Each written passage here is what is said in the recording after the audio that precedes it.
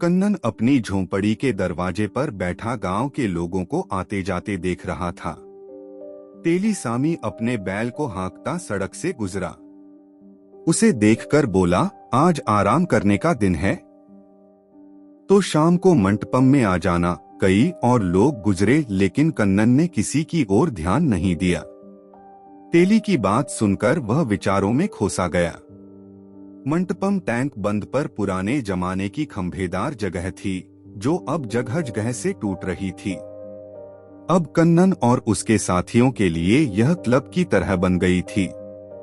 कभी कभी शाम को वे यहाँ इकट्ठे होते और डटकर चौपड़ खेलते। कन्नन को न सिर्फ यह खेल पसंद था, बल्कि इसकी सुगंध और टूटी हुई मीनारों के बीच से दिखाई देती पहाड़ियां भी बहुत अच्छी लगती थीं। मंटपम के बारे में सोचते हुए वह कुछ गुनगुनाने भी लगा। वह जानता था कि उसे इस तरह बैठे देखकर लोग उसे आलसी समझते होंगे, लेकिन उसे परवाह नहीं थी। वह काम करने नहीं जाएगा। उसे घर से बाहर भेजने वाला अब नहीं था। उसकी बीवी अभी नहीं लौटी थी। उसने कुछ दिन पहले मन में चुपचाप खुश होते हुए उसे मायके जाने के लिए बैलगाड़ी पर बिठाया था। उसे उम्मीद थी कि उसके माँ बाप उसे 10-15 दिन और रुकने को कहेंगे। हालांकि अपने छोटे बेटे की अनुपस्थिति उसे अच्छी नहीं लगती थी, लेकिन कन्नन इसे बीवी के न होने की खुशी की कीमत के रूप में ले रहा था। उसने सोचा, अगर वह यहाँ होती तो क्या मुझे इस तरफ आराम करने देती। उसे हर रोज 1 रुपया कमाने के लिए नारियल के पेड़ों पर चढ़ना होता, उनके ऊपर लगे कीड़े मकोड़े साफ करने पड़ते, नारियल तोड़ तोड़ कर नीचे गिराने पड़ते और कंजूस ठेकेदारों से पैसों के लिए लड़ना झगड़ना पड़ता। अब वह बीवी के न होने का पूरा लाभ उठाने के लिए दिन भर घर पर पड़ा आराम करता रहता था। लेकिन अब यह हालत हो गई थी कि उसके पास 1 पैसा भी नहीं बचा था और पैसे के लिए आज ही उसे पेड़ों पर चढ़ना जरूरी हो गया था। उसने अपने हाथ और पैर फैलाए और सोचने लगा कि अब उसे पेड़ों पर चढ़ना कैसा लगेगा। वास्तव में बड़े घर के पीछे लगे 10 पेड़ अब देखभाल की मांग कर रहे थे और जल्द से जल्द यह काम करना चाहिए था, लेकिन यह संभव नहीं था। उसके पैर और हाथ कड़े पड़ गए थे और मंटपम जाने के लायक ही रह गए थे, लेकिन वहां खाली हाथ जाना भी सही नहीं था। अगर उसके पास 1 चवन्नी भी होती तो वह शाम को उससे 1 रुपया बनाकर ला सकता था।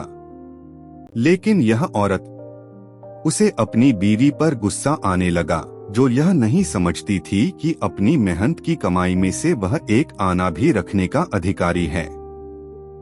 उसके पास 1 चवन्नी भी न थी जिसे वह अपनी कह सकता। वह सालों से कमाई के लिए खटता रहा था। जब से खैर उसने इसके बारे में सोचना बंद कर दिया, क्योंकि इसमें उसे गिनती में उलझना पड़ता था और चौपड़ की गिनतियों के अलावा उसे कोई गिनती समझ में नहीं आती थी। तभी उसे कुछ सूझा और वह उठकर घर में चला गया। कोने में एक बड़ा टिन का बक्स रखा था, जिसे कई साल पहले उसने काले रंग से रंगा था। ही घर की सबसे महत्वपूर्ण वस्तु थी। बक्स उसकी बीवी का था। वह उसके सामने बैठ गया और उसे खोलने लगा। उसका ताला बहुत मजबूत था, सख्त लोहे का बना, जिसके किनारे भी बहुत तीखे थे। उसने ताला पकड़कर अपनी तरफ खींचा और ताजुब है कि वह अपने आप खुल गया। ईश्वर मुझ पर बहुत मेहरबान है, यह सोचकर उसने बक्स का ढक्कन उठाया। इसमें बीवी की कीमती चीजें रखी थीं, कुछ जैकेट और 2-3 साड़ियां, जिनमें से एक उसने उसे शादी के समय खुद भेंट में दी थी। उसे ताज्जुब हुआ कि इसे उसने अभी तक संभाल कर रखा है। हालांकि यह गिनती की समस्या फिर सामने आ जाने से वह यहीं रुक गया। उसने इसे इसलिए इतना संभाल कर रखा है क्योंकि वह अच्छी चीज के इस्तेमाल में बहुत कंजूस है। यह सोचकर वह हंसा। फिर कपड़े उसने नीचे रख दिए और लकड़ी के उस डिब्बे की तलाश करने लगा जिसमें वह पैसा रखती थी। डिब्बा बिल्कुल खाली था, सिर्फ 1 पैसे के, जो भाग्य के लिए रखा गया था। कहाँ गया उसका सारा पैसा? उसने गुस्से में भरकर सोचा, वह अपने भाई या किसी और के लिए सारा पैसा निकाल कर ले गई होगी। मैं यहाँ दिन भर मेहनत करता हूँ उसके भाई के लिए।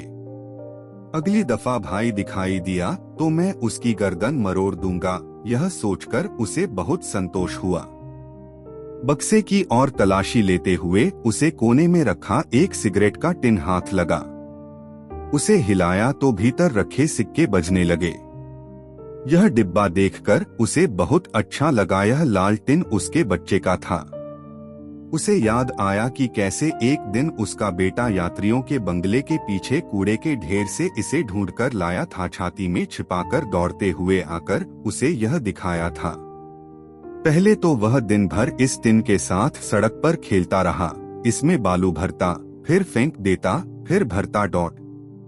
फिर कन्नन ने उससे कहा कि लाओ, इसकी गुल्लक बना देते हैं जिसमें तुम पैसे जमा करना। पहले तो लड़का इसके लिए तैयार नहीं हुआ। जब कन्नन ने बड़े विस्तार से गुल्लक में पैसे रखने के फायदे समझाए तो वह मान गया और एकदम बना देने की जिद करने लगा। बोला, जब यह पैसों से भर जाएगी तो मैं बड़े घर के लड़के के पास जैसी मोटर है वैसी ही मैं भी खरीदूंगा, मुंह से बजाने वाला बाजा लूंगा और एक हरी पेंसिल डॉट। बेटे की योजना सुनकर कन्नन जोर से हंसा।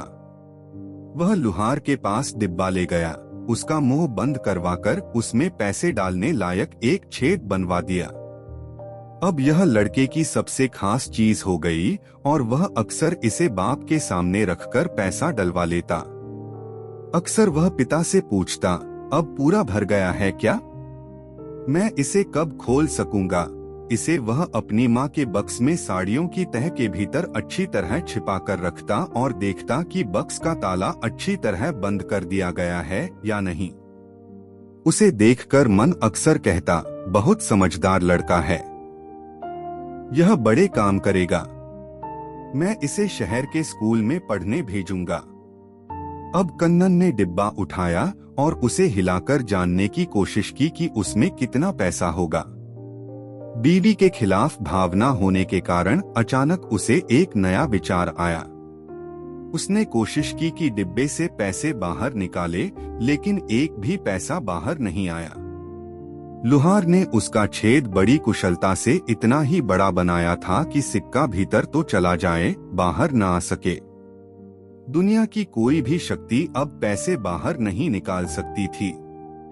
1 मिनट बाद वह डिब्बा हिलाना रोककर सोचने लगा, अपने बेटे की गुल्लक से पैसे निकालकर क्या वह ठीक कर रहा है?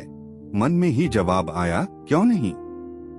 बाप और बेटा एक नहीं होते क्या? यही नहीं, मैं तो यह रकम दुगनी तिगुनी करने जा रहा हूँ जिसे बाद में इसी में रख दूंगा। इस तरह मैं डिब्बा खोलकर बेटे का भला ही कर रहा हूँ। फैसला हो गया। वह चारों तरफ देखने लगा कि कोई ऐसी चीज मिल जाए जिससे छेद को बड़ा किया जा सके।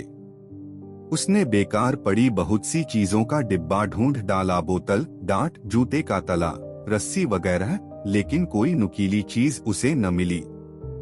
चाकू कहाँ चला गया? उसे बीवी पर फिर गुस्सा आया। औरतें क्यों हर चीज को छुपा कर रखती हैं? हो सकता है वह चाकू भी भाई के लिए ले गई हो। डिब्बा लेकर वह उसे जमीन पर जोर जोर से पटकने लगा। इससे वह तुड़मुड़ तो गया, उसकी शक्ल खराब हो गई, लेकिन पैसा बाहर नहीं आया। उसने इधर उधर देखा। दीवार पर एक कील के सहारे देवता की मढ़ी हुई तस्वीर टंगी थी। तस्वीर उतारकर उसने कील बाहर निकाल ली।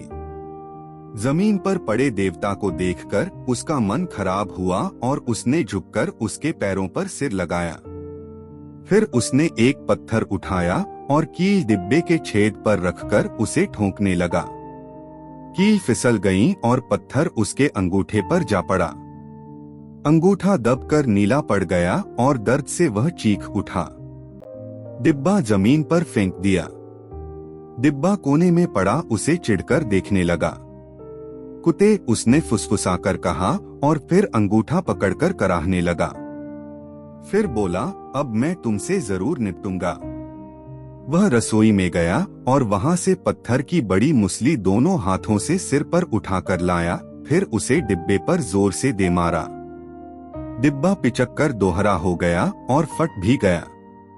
उसने भीतर से पैसे निकाले और भूखे की तरह उन्हें गिनने लगा। कुल 6 आने और 3 पैसे के सिक्के थे।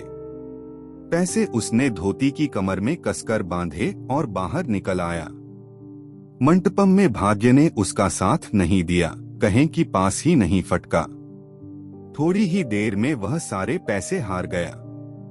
इसके बाद कुछ देर वह उधार पर खेलता रहा, लेकिन दूसरों ने कहा कि वह हट जाए और पैसे वाले को खेलने दे। वह उठकर बाहर निकल आया और घर लौट चला। सूरज अभी डूबा नहीं था। जब वह गली में घुसा, उसने देखा कि सामने से उसकी बीवी सिर पर पोटली रखे और हाथ से बेटे को पकड़े चली आ रही है। कन्नन सहम उठा। यह सपना भी हो सकता है, उसने सोचा और ध्यान से देखा। बीवी पास आ गई थी, बोली, बस आ रही थी, मैंने सोचा कि घर लौट चले। वह दरवाजे की ओर बढ़ने लगी। कन्नन डरकर देखने लगा। उसका बक्स भीतर खुला पड़ा था, सामान बिखरा हुआ, जमीन पर भगवान की तस्वीर और बेटे का डिब्बा टूटा हुआ। घर में पैर रखते ही उसे यह सब दिखाई देगा। स्थिति निराशाजनक थी। उसने मशीन की तरह दरवाजा खोला। तुम इस तरह क्यों देख रहे हो? बीवी ने पूछा और भीतर चली। बेटे ने 2 पैसे निकालकर उसे दिए। चाचा ने मुझे दिए हैं, इन्हें भी गुल्लक में रख देंगे। कन्नन ने परेशानी की चीख मारी। लड़के ने पूछा, आप यह क्या कर रहे हैं? कन्नन ने अपना नीला अंगूठा दिखाकर कहा, बड़ी चोट लग गई आज, और कोई बात नहीं। और उनके पीछे अब क्या होगा सोचते हुए घर में घुसने लगा।